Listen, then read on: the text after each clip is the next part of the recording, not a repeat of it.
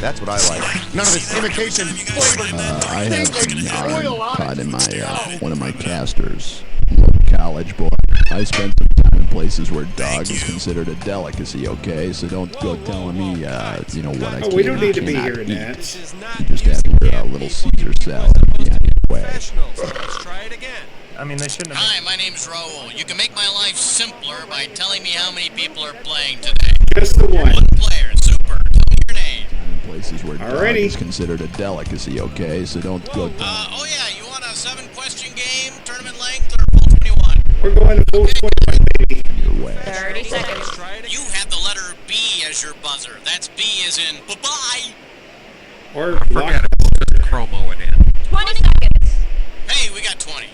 Listen, this couldn't be any simpler. Question comes on the screen, you think you know the answer, you buzz in. You pick one of the choices on the screen. You got it? 10 seconds. Good luck. Sure. Nine, We're going here. Let's lose that desktop. 7, 6, Okay, 5, go to black. 4, 3. Here we go. Has just begun. This movie has not yet been rated.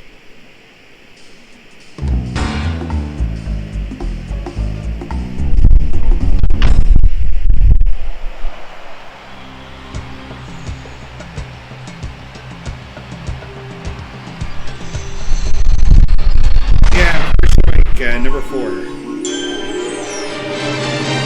It's time for the show where high culture and pop culture collide.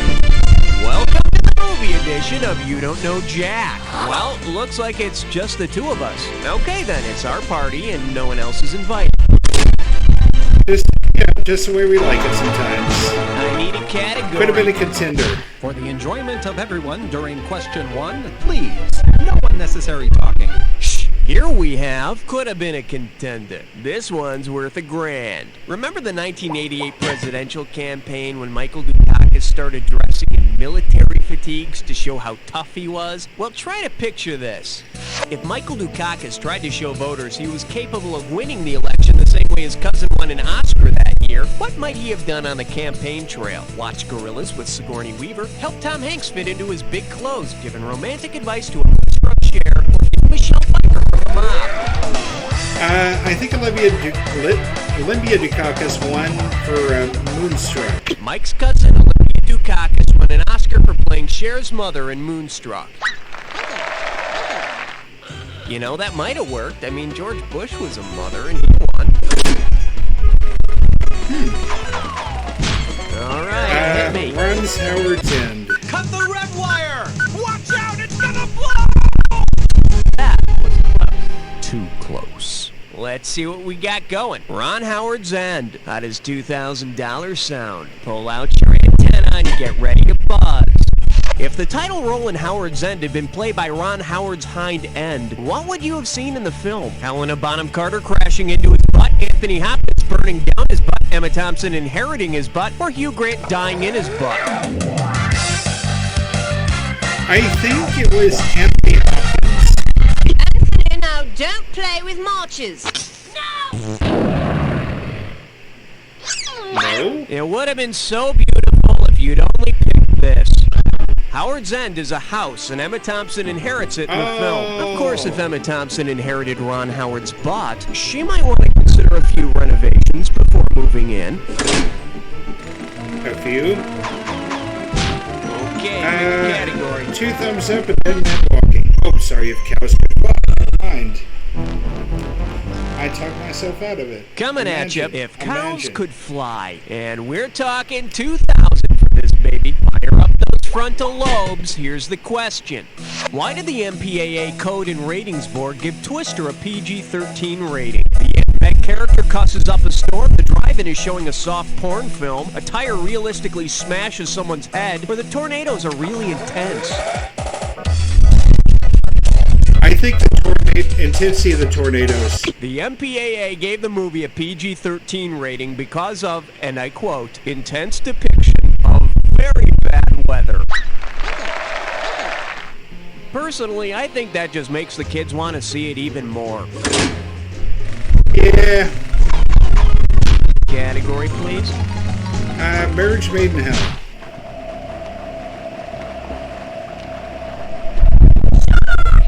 This one's called A Marriage Made in Hell. $1,000 at stake on this one. Put it in gear, cause here we go.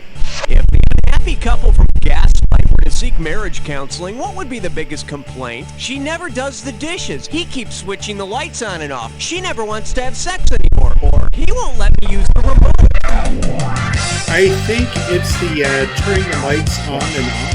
In Gaslight, Ingrid Bergman's husband tries to drive her insane by making her think that the lights are dimming. The lights are dimming. She should have never got him the clapper. Would you stop it? You're driving me crazy!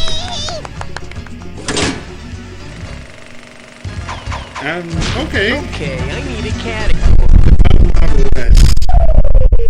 He's so prime all the time. 5.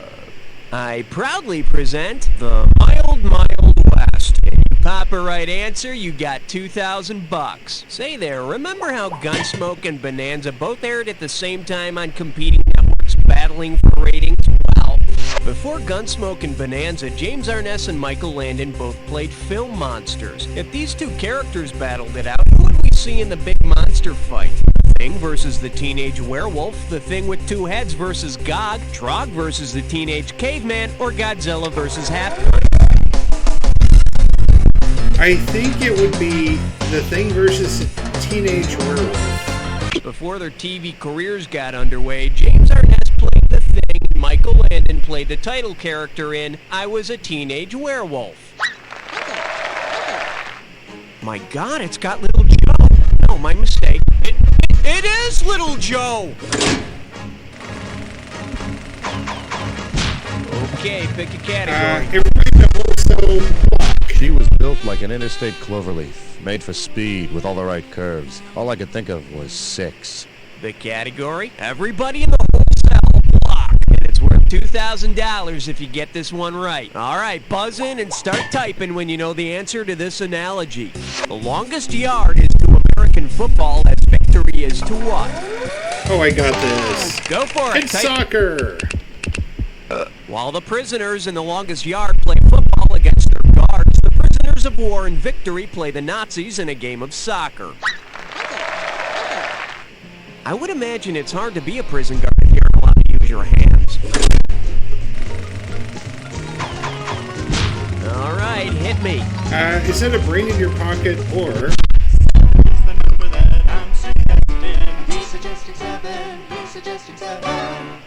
All right, here's the deal. Is that a brain in your pocket, or I'm giving out $3,000 for a right answer? Heads up, here it comes. If the character John Wayne plays in Donovan's Reef wanted to supply the brain in Donovan's brain, what would he have to do? Let Marvin pick his brain, dress like a Sunshine Superman, wear his green beret inside out, or give his head to Nancy Reagan? I think it would give his head to Nancy Reagan. John Wayne plays the owner of a rowdy bar in Donovan's Reef, and Nancy Reagan, under the name Nancy Davis, plays the wife of a scientist who keeps Donovan's brain alive in a jar.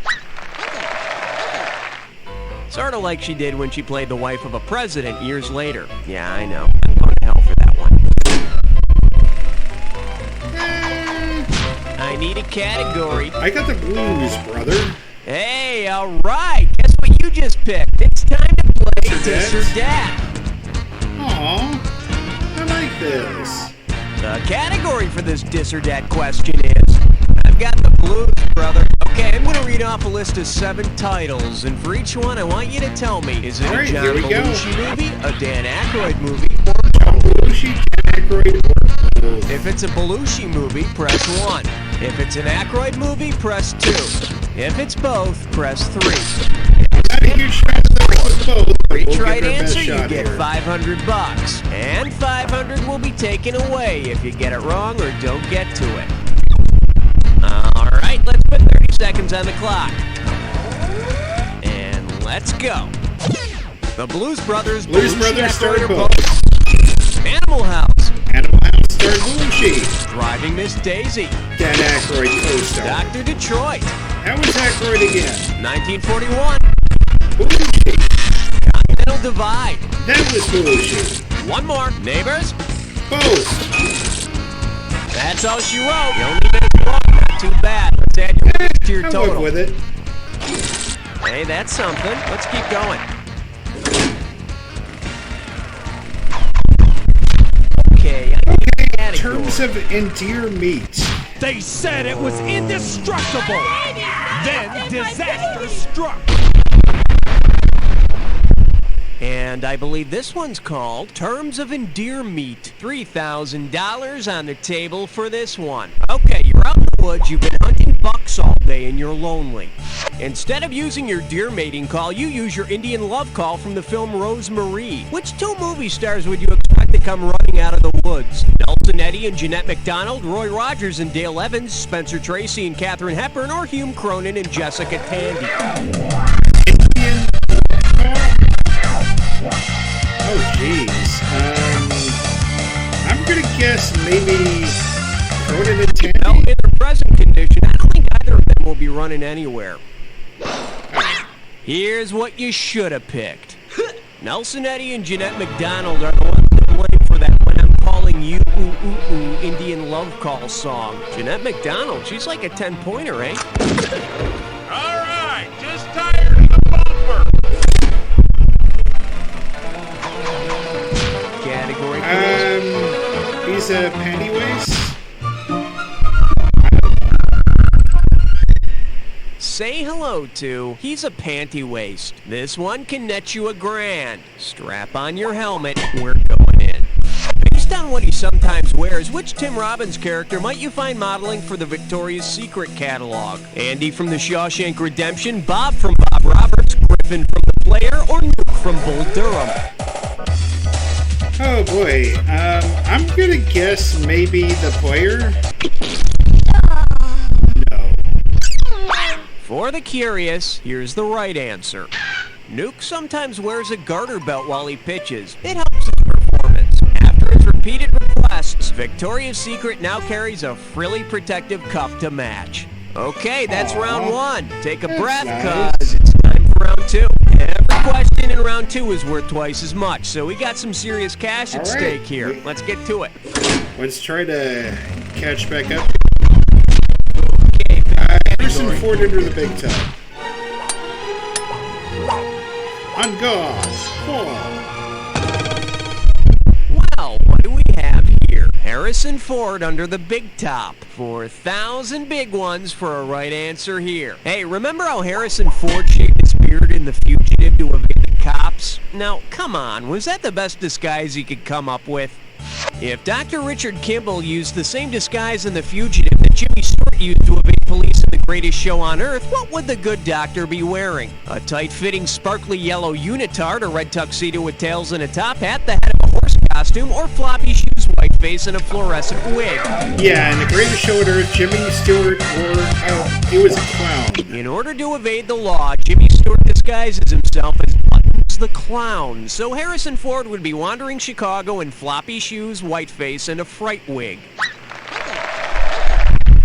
People, we have a fugitive. He's wearing big red shoes and a polka dot bodysuit. There he is! Fair enough. I need a category. America's Funniest. Did someone order a 12-inch sausage? Oh my.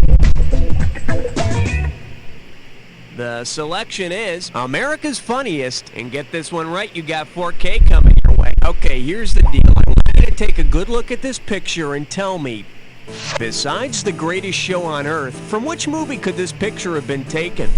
Quick Change, Killer Clowns from Outer Space, Shakes the Clown, or Big Top Pee-wee? I'm thinking Quick Change? Bill Murray is a bank-robbing clown Yeah, in bank Quick robbery. Change. That makes sense. A bank-robbing clown. Charles Keating? I don't think he'd wear Okay, I face need a paint, category. though. 70 sitcoms and gang violence.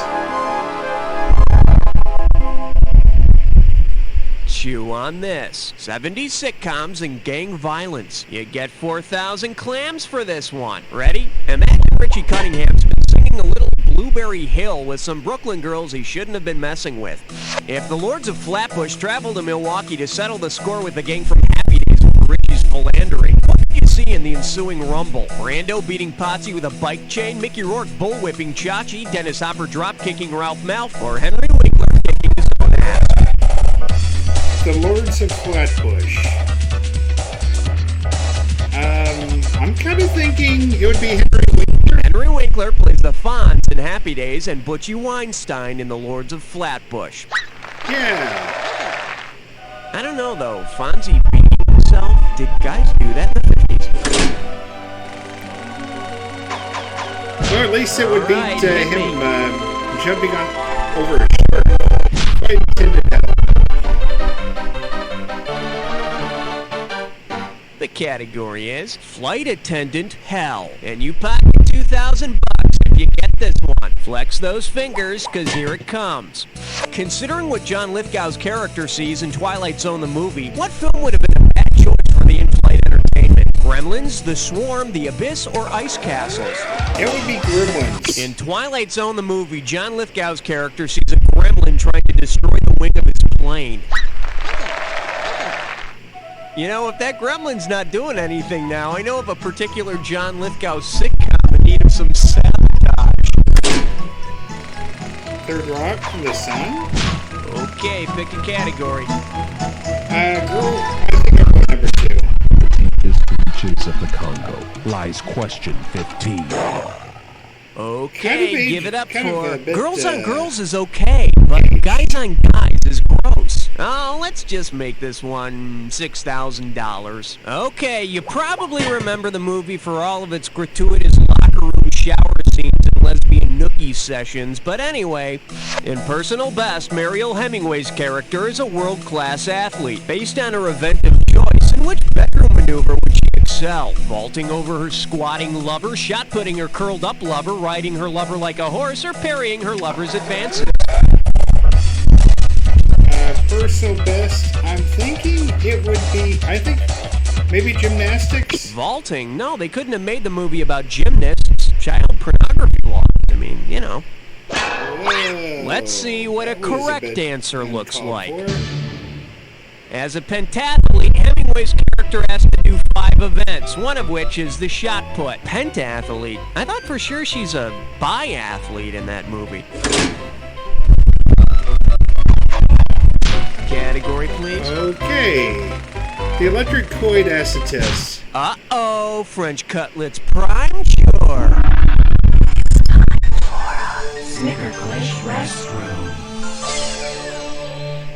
Take a look at your gibberish category. The electric Kool-Aid acid test. The opening value for this gibberish question is going to be $10K. Okay, you're going to have about 30 seconds to solve this, but every second and a half, I'm taking away some money. Right then, get set to type in the movie title that rhymes with this phrase. Chillin' heads go bust tourney.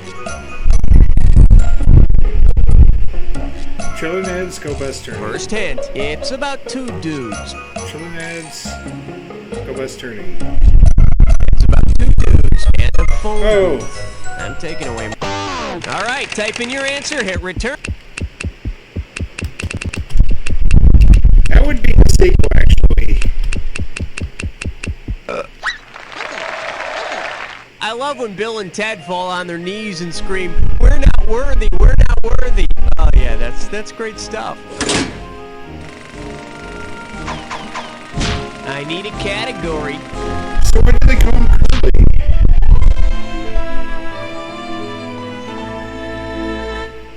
This category's known as, so why'd they call him Curly too? Geez, if you get this one right. Okay, what's the deal with the Three Stooges? First there was Curly, then Shemp, who was a stooge from way back, and then they got that other bald guy to beat him named Curly Joe.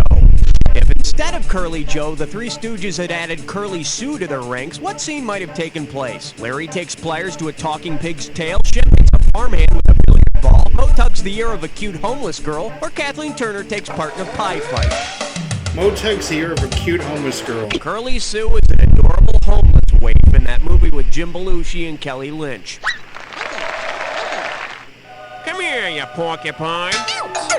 No adorable homeless waifs were injured during the recording of this question. Well, I'm grateful for that twist. All right, hit me.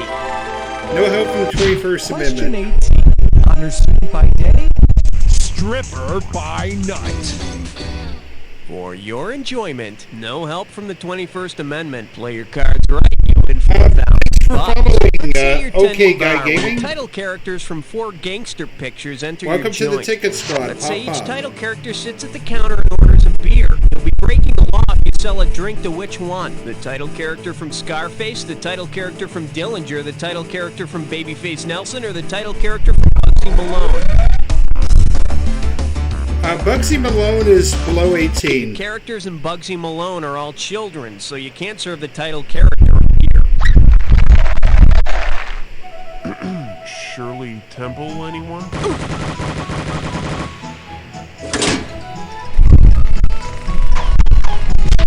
Okay, pick a category. If that's all you can be, forget it.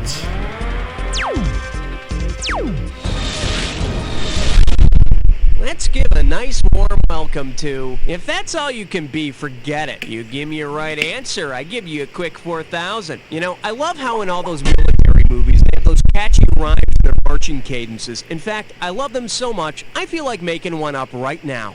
What would best complete this military movie marching rhyme? I love in the army now. I laughed when John Wayne rode that cow. Shannon Tweed is something wow. Elvis sure acts good and how.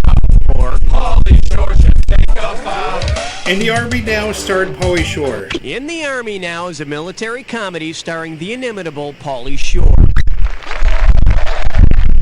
Hated him in Biodome, left the theater and went home. Okay, I need a category. Seems about right. A macho man. Showing Macho Man. I'm sending over 4,000 dead presidents if you get this one. So, did you see that movie, My Cousin Vinny? Great. Then can you tell me this? What the hell is a ute? A stringed instrument, a person from Utah, a young man, or Marissa Tomei? That would be a young man. In the movie, Joe Pesci's character, a lawyer, is saying youths, but the judge hears it as ute. You gotta love a Southerner making fun of how a New Yorker talks. All right, hit me. I'm sorry, but counterweights is a what?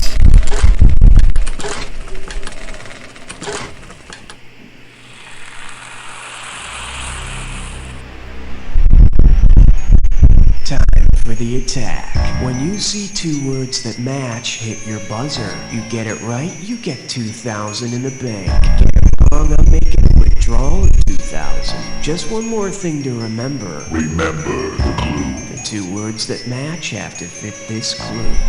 I'm sorry, but Keanu Reeves is a what?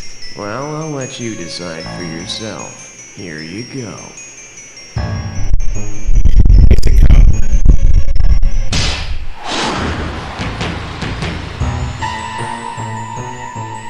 About nothing.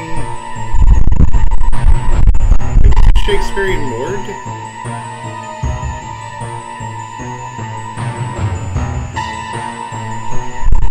He's a courier.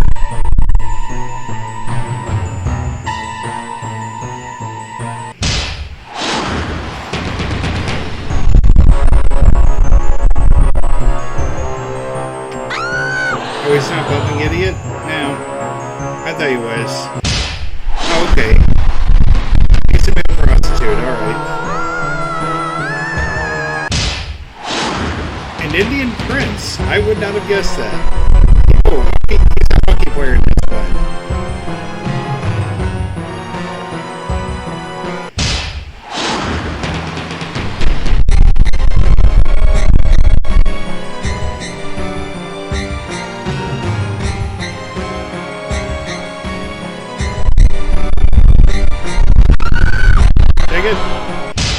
Oh, he's a Shakespearean lord and much ado about nothing. So maybe he's a bumbling idiot. You're their new music teacher? Alright, he's a music teacher. You were definitely on a roll on that Jack Attack. Time to check out what you did to your score. That's the game. Wow, you're the best guest we had this this whole game. Really? Now do me a favor. Take a quick look to your left, now your right, and repeat after me. Hello, everybody. Okay, let's get those commercials going. And Raul, hon, could you ask the contestants if they want to play again? Well, this is a special moment. You've knocked some poor sap off the...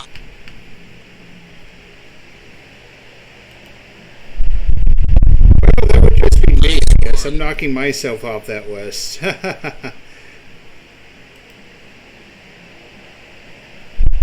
There we go. 43,000 puts me... Oh, 44,000. That's number 7 right there. Bottom 10 is 38.5, which is not that bad. Let's take a quick look. There you go.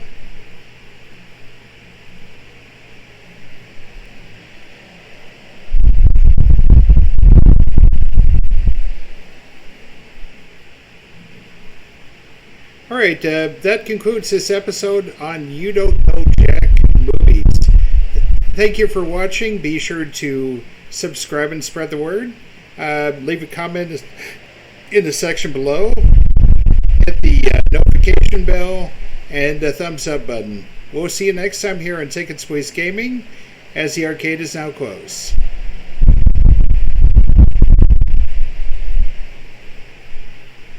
Okay, that sounds